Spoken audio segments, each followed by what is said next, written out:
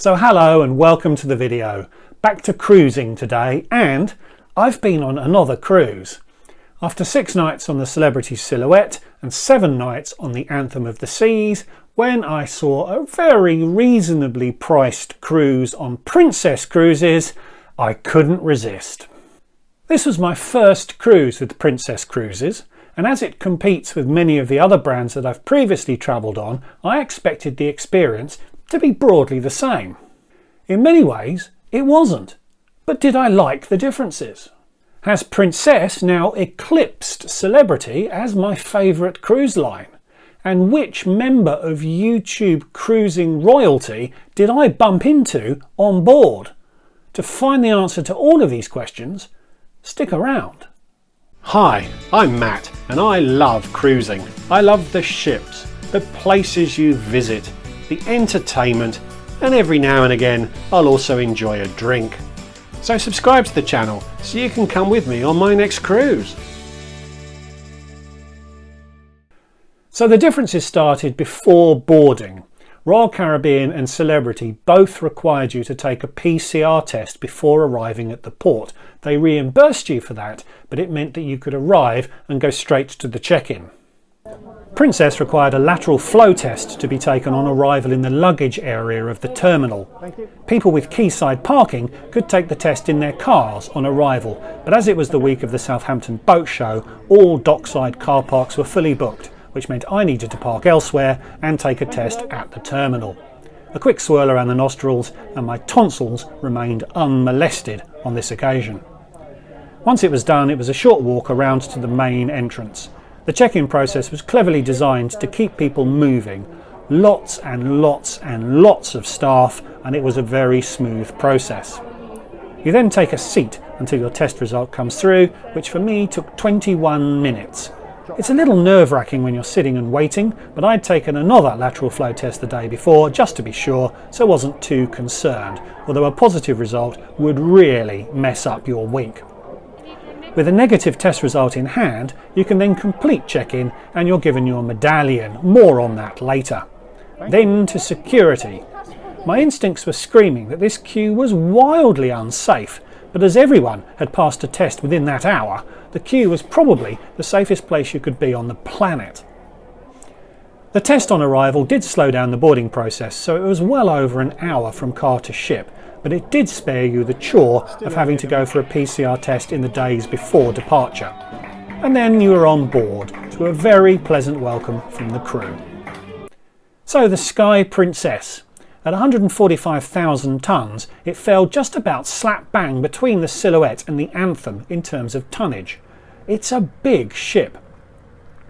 There were 2 things I really didn't like about the ship, and there were 2 things that I also didn't much like. The first is that there is no solarium. There were 4 pools in total, all of which were outdoors.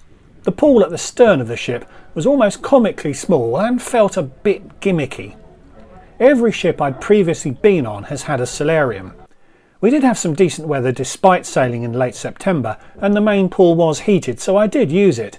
And as there were no port stops in the first 3 days of the cruise, the captain was able to sail south into the Bay of Biscay to find the best weather possible. But even so, it was still a bit parky, it rained several times, and the pool blankets were often as popular as the pool towels. So the Sky Princess is a warm weather ship, but even then, I still like to take refuge in the solarium when it gets too hot. So by not having one, Princess is making a real statement, and it's not a statement I'm on board with, if you'll excuse the pun. The second design decision I didn't much like concerned the buffet, the world fresh marketplace, as Princess has branded it.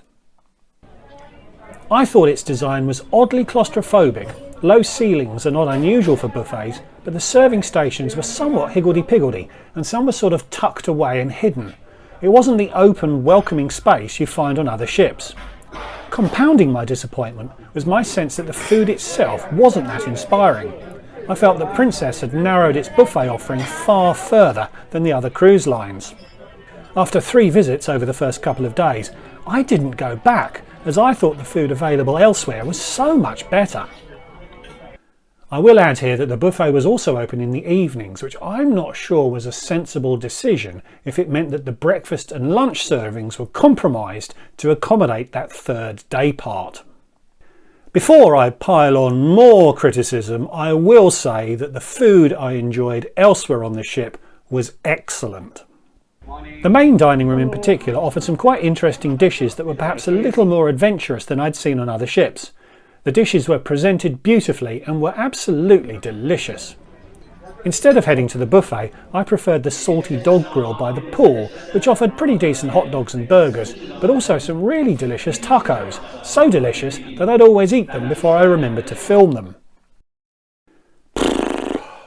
This is the most negativity I've ever scripted into a video, and I really do need to stress that I did enjoy my time with Princess. But while we are paused, can I invite you to subscribe if you're new, and to ding the notification bell if you're new or an old subscriber. Right, back to the negativity. The central atrium was large and airy and was always busy even with a low passenger load, and I didn't really like it. Of course, this is a question of personal taste, but I found it to be just too garish and blingy. Very brightly illuminated too throughout the day, which I thought was actually a little disconcerting. The atrium is surrounded by bars and restaurants, and an attempt has been made to theme each of them. But as they were all open to the central atrium, the design was very consistent throughout the area. As there was no physical separation, the theming only really extended to the menus, and all of the spaces felt samey. I felt that other ships just did things better.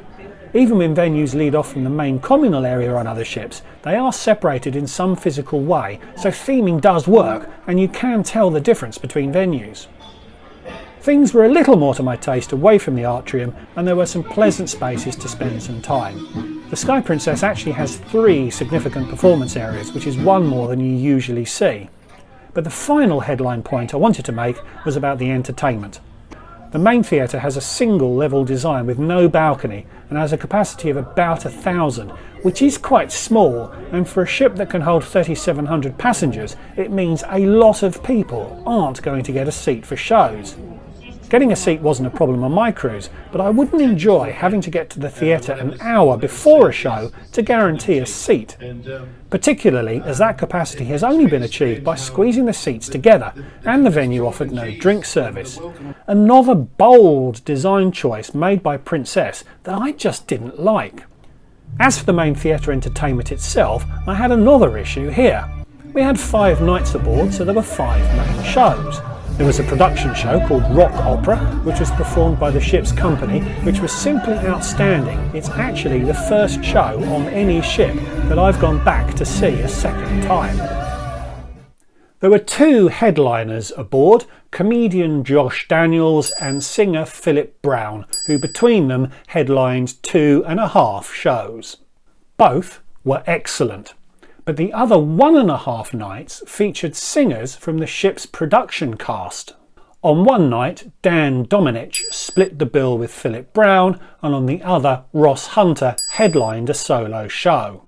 On my 80-odd previous nights on a cruise ship, I've only once had a night headlined by a member of the ship's production cast, and that was because we were skirting a hurricane and the scheduled headliner had been unable to fly in to meet the ship. So I felt a bit short-changed that 30% of our entertainment came from members of the ship's company. Now both Dan and Ross have had headliner roles in proper Broadway and West End shows. So they were both great performers and they were both great shows. This may be entirely normal practice for Princess. Boost the quality of the production cast and show off that investment by giving the talent individual shows. But it wasn't what I'd expected, and it left me feeling a little bit disappointed. Another consequence was that 4 of the 5 nights of entertainment featured singing from predominantly male voices, so it did get a bit samey. When it comes to entertainment outside of the main theatre, I have to be a bit critical here as well, and I also have to use the word samey.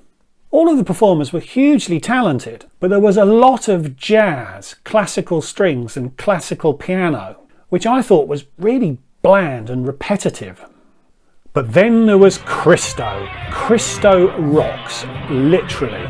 an astonishingly talented guitarist who was actually hired onto the ship as a DJ. The cruise director gave him a 45-minute set as a trial on our cruise, which I happened to catch, and I'm so glad I did, as he was brilliant. Absolutely my cup of tea. And he was enough people's cup of tea to get a second gig a few nights later.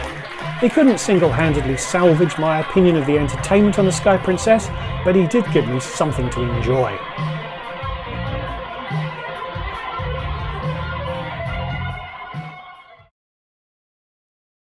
I'll stress that I really liked the food outside of the buffet.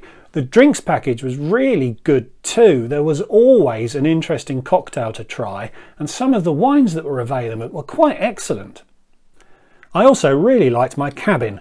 Not the largest, and it didn't have a sitting area, but it was very comfortable and very well designed. I'll publish a full cabin tour video in the next week or two.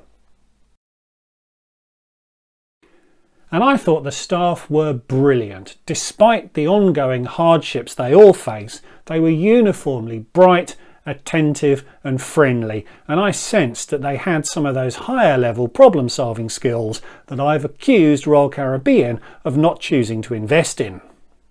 And the entertainment team was superb too. Abundant trivia and game shows, all of which were really good fun. The captain was a character too. So, to the Medallion. Princess has spent a lot of money on this technology, and it was really quite good, and they do let you keep them. The proximity entry to the cabins was particularly handy. Just wave your card close by and the door would unlock.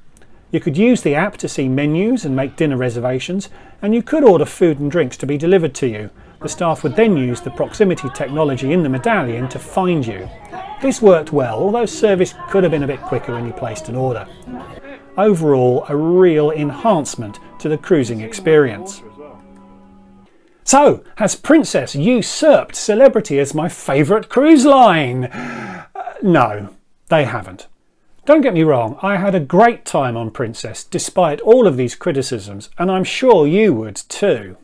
It's just that the design decisions Princess have taken are not the ones that I would have chosen, and they led to a cruising experience that was different to the one that I prefer and was expecting. I came away feeling that I'm not in the target market of Princess Cruises, not in the way that I'm sure I am in the target market of Celebrity and Royal Caribbean. One of the highlights of the cruise for me as a YouTuber is that I sailed with YouTube royalty in the form of Gary Bembridge from the channel Tips for Travellers. A really lovely and charming bloke who is incredibly knowledgeable about cruising. He has been on a few Princess cruises, and he told me that one of the things people like about them is that their ships are all very similar. If you like the Princess experience on one ship, you can be certain of getting something very, very similar if you pick any other of their ships. Gary recently ran a poll on his channel, and even though it showed that 58% of respondents preferred Celebrity, if you read the comments you'll see that there is a lot of love for Princess, and perhaps even some incredulity that you would choose anyone other than Princess. Check out his channel if you don't already know him, and I'll put a link to that poll in the description below. This has been a difficult video.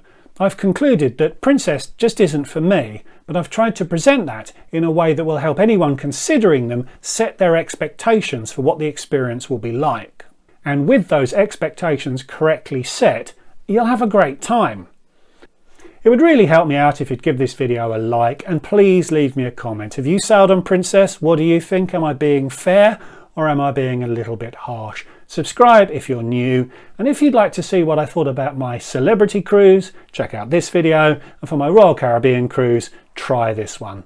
So thanks for watching, and I'll see you all in the next one. Goodbye.